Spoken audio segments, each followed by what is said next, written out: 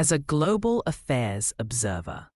This episode of the BBC World Service Asia-Pacific podcast offers a clear, science-based explanation of why Southeast Asia experienced such devastating floods in 2025, and why the region remains extremely vulnerable.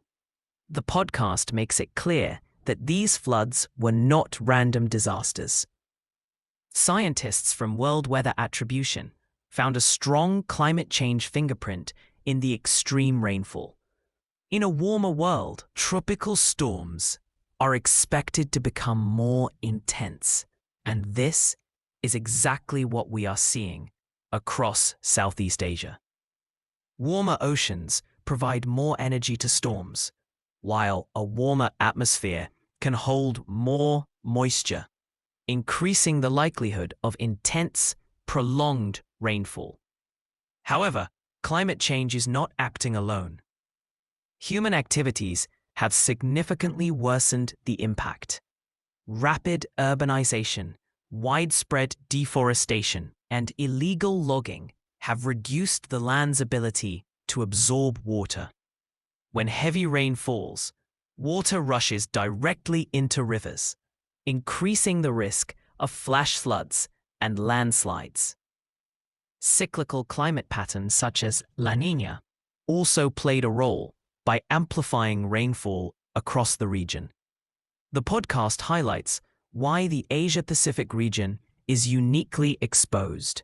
Many of the region's largest cities and industrial centers are located along coastlines and riverbanks, reflecting their role as global manufacturing and export hubs.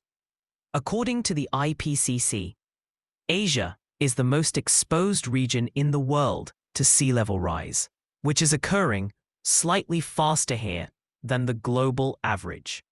Compounding the problem is land subsidence. Cities like Jakarta and Bangkok are literally sinking, largely due to excessive groundwater extraction and the weight of dense high-rise development. When rising seas meet sinking cities, flooding becomes far more severe and far harder to manage. In response, governments are experimenting with a mix of hard infrastructure and nature-based solutions. Large-scale pumps, canals, and flood barriers are being built, but there is growing interest in softer approaches.